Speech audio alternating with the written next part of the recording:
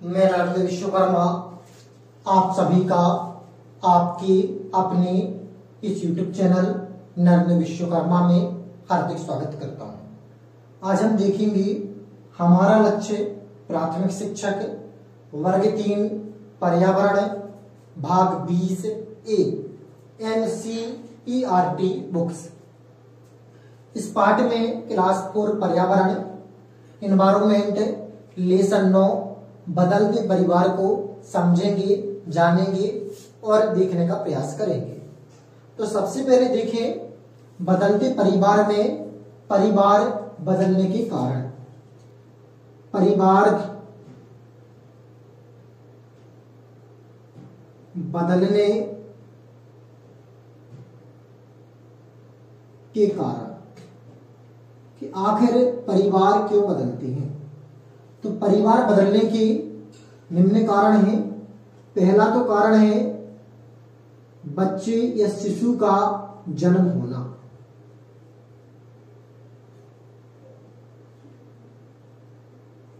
जैसे ही नए शिशु का जन्म होता है तो परिवार की संख्या सदस्यों की बढ़ जाती है। जैसे 4 सदस्य किसी परिवार में है, किसी नए शिशु का आगमन होता है तो सदस्यों की संख्या अब 5 हो जाएगी और परिवार की संरचना बदल जाएगी। दूसरा कारण देखें, किसी सदस्य की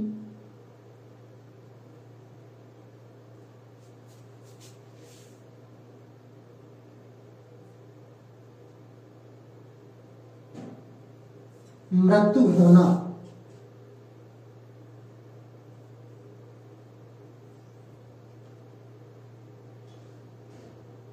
देखें, यदि कोई सदस्य परिवार में किसी परिवार के सदस्यों की संख्या 7 है, उनमें से कोई एक सदस्य की मृत्यु हो जाती है तो उस स्थिति में सदस्यों की संख्या घट जाएगी और परिवार की जो संरचना है वह बदल जाएगी। अगला है तीसरा कारण विवाह होना।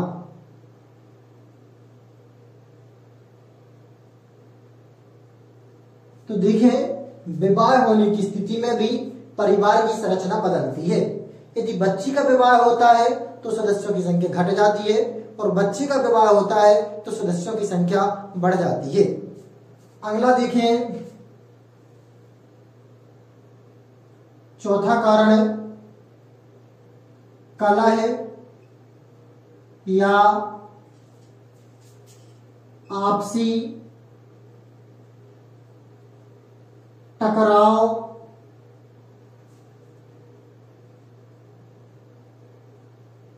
के कारण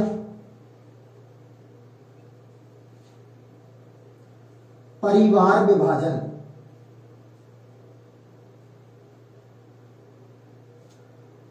परिवार में झगड़े उत्पन्न होते हैं जिसके कारण परिवार 2 खंडों में टूट जाता है। जैसे किसी घर में 20 आदमी हैं और उनमें तकरार होती है तो वहां पर उस परिवार के खंड टूट जाएंगे और सदस्यों की संख्या घट जाएगी। इस प्रकार से परिवार का विभाजन होता है, ऊपर सदस्यों की संख्या घटती या बढ़ती है। विवाह से संबंधित भारत में कुछ कानून हैं जिन्हें लॉ अगेंस्ट चाइल्ड मैरिज कहा जाता है। 1929 का बाल विवाह निरोधक कानून। दूसरा कानून है बाल विवाह निषेध अधिनियम 2006। इस अधिनियम के तहत बालक की शादी की उम्र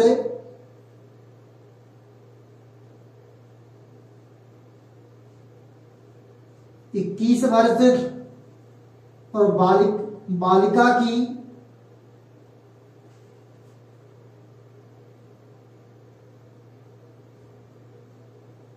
शादी की उम्र